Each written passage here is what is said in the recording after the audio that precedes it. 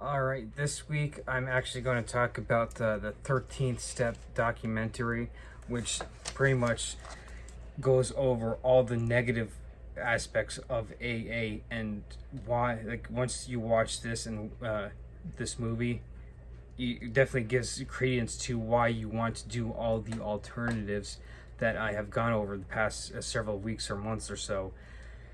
So you'll have a lot more success and everything in the alternatives that I have offered. So the 13 step documentary was a documentary highlighting all the abuse and trauma that goes on throughout AA. It was put together by Monica Richardson and it was released back in 2016. It was released and put together and done up in response to the Carla Breda murder case that happened in 2015. Now, for people who are unaware of the Carla Breda murder case, it was a case that happened in AA. Carla Breda had been going to AA and NA, and she had been going in pretty much in and out of rehab. She had done a couple of rehabs and going to AA, NA, to no success and everything because AA and NA, your 12-step religions or cult religions, if you want to look at it that way, with like me mentioned the bite method, and that you can make the case for them being a cult religion. They don't teach you anything on how to deal with like life, your substance abuse, and how to like in a sense curtail your drinking and or your substance abuse. There's nothing of benefit in AA that really teaches you like okay, what made you go down the path of like abusing alcohol or abusing drugs and everything. So she was one of those people that was in a vulnerable state in a sense. And of course, with the 13 step documentary, it also touches upon how people are court ordered into AA, whether or not they have an issue with substance abuse. So you, in a sense, have like these violent felons who are quite possibly on parole or people on probation that get sent into AA, and nothing is done about it, like through the court systems or let alone AA itself. And the AA is like, hey, look, each group is independent of its own and everything. Like they run themselves and everything. So pretty much they sit there and wash their hands of any responsibility. So the 13 step documentary kind of highlights this, and like with Carla Breda's murder case, she had come in and got involved with this guy named Eric Earl, who had been going to AA for like 20 years and was still one of those people that like wasn't doing anything about his drinking or whatever. And so like he was just going because like it was easy access for him to take advantage of vulnerable women. And so what ended up happening is like those two got in a relationship, and it pretty much went south, and Eric Earl ended up murdering Carla Breda, and he was put on trial, and like last I knew he was convicted and everything. So like the whole documentary, like I said, was made up and like put together in response to that and everything. So you can watch it on like the places you can find it are like pretty much like Amazon Prime or Apple TV or Vudu, VUDU. So I'll put the link to the Amazon that you can find it through like the Amazon Prime Video.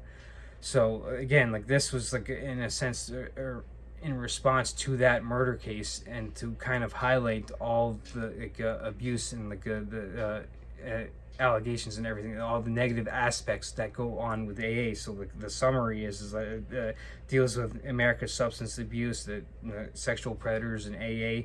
It like I said, it does cover like how like offenders are court ordered into AA, whether or not that they have like alcohol or drug abuse issues. So like that they might like someone on parole might like be court ordered into AA, part of their parole deal and everything, even if they don't have any issues with substance abuse. So you can see how it puts even vulnerable people, especially people that are just coming off their substance abuse, at even higher risk. And like I said, AA does nothing about it, like saying like, oh hey, that's an outside issue. The reason why is so they can wash their hands of it, of any responsibility, of any negative aspects that go on in their meetings, their rooms, whatever you want to call it. So like pretty much absolves them of any responsibility.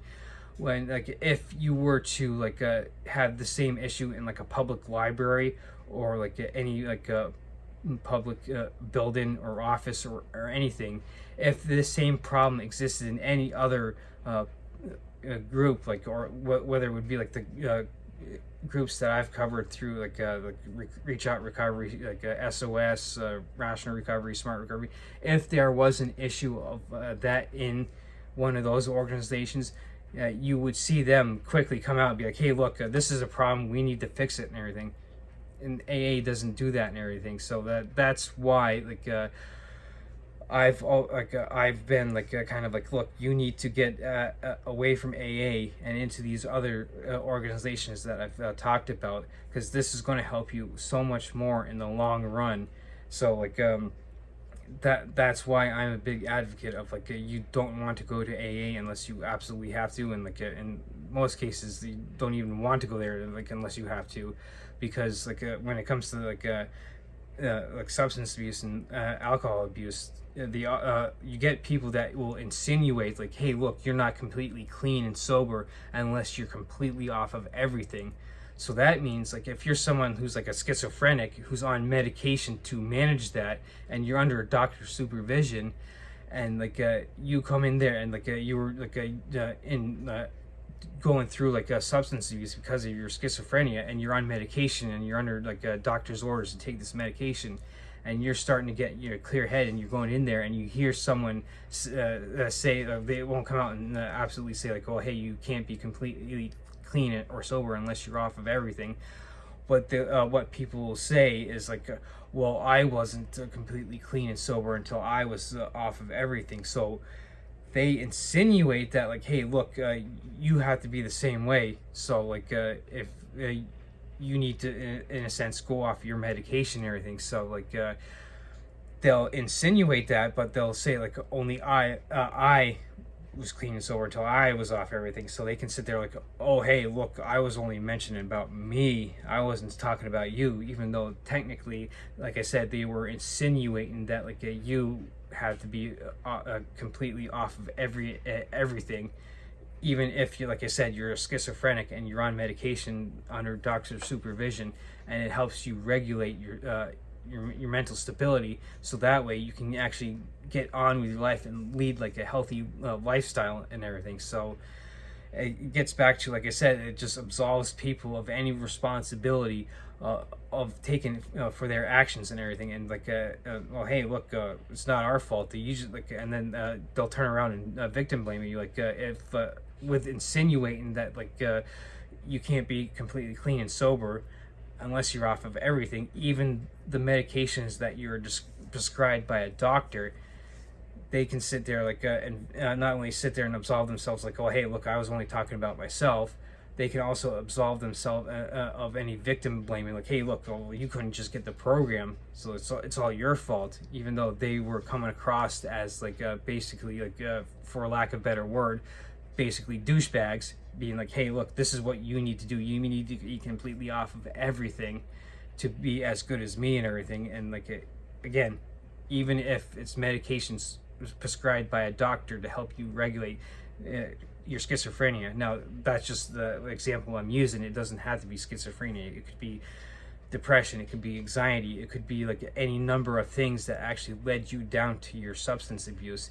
So again, this is why AA is definitely a dangerous organization, and this is why you want to get as far away from it, and this is why I talk about all the alternatives, so that way you can find these alternatives and get in a sense your life on track a lot quicker, and get put substance abuse and your alcohol abuse behind you, and you can lead a very productive life. And so that way, like, you don't have to go through necessarily making the mistake that I did, figuring like when oh, hey, look, I need help with my alcohol abuse.